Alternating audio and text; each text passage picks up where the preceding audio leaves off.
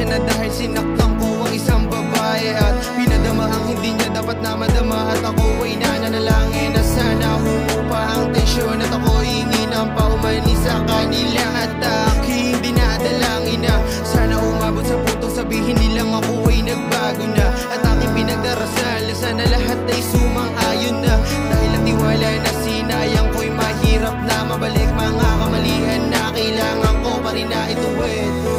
Pinagsisisihan ko lahat ng nagawa, kalakipan nito'y di siguradong ipadama mo ang pagpapatawad dahil sa mga nagawa ko mali. Kasalanan ko pa rin kaya bukal sa loob ko natatanggapin lahat ng sasabihin mo. Wala akong pakialam, titiisin ko lahat ng sakit, abdi at kirot, basta't ako'y patawarin mo lang sa kasalanan nagawa ko. Akin na itong pinagdusahan, matagal na panahon ko na itong pinagandaan.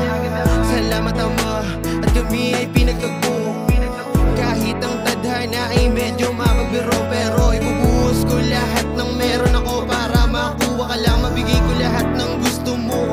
Gagawin ko lahat, papaibig ko lang isang binibini na bumiyag sa puso't damdamin ko na walang kaba. At siya lang ang nagbigay sa akin na sobrang sigla, kaya wala nang dahilan para palitan pa ang isang babae na sa akin ay nagpapaligaya. Hayaan mo baguhin lahat ng mali ko, kailangan ko pa ba na lumuhod sa harapan mo? Hayaan mo baguhin lahat ng mali ko,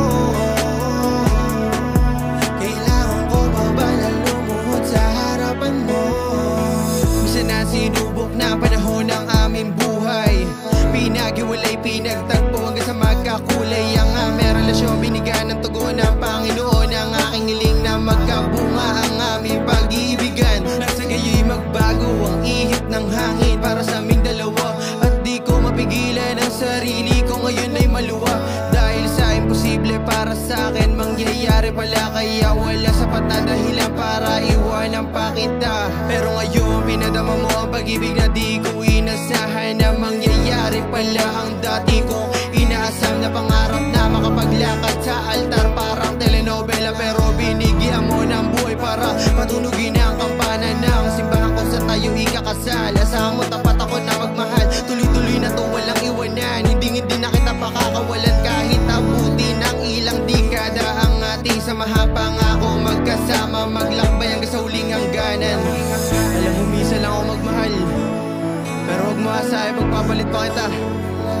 Mabagal yung proseso pero meron akong isang salita, ginagawa ko na ng paraan, hindi mo na nakikita. Kaya sa oras na to, yung ibibigay ko na mensahe na ako mismo magpapatunay na walang imposible sa taong walang alam gawin kundi dumiskarte. Pero kung iniisip ko na papalitan pa kita, para saan pa, diba?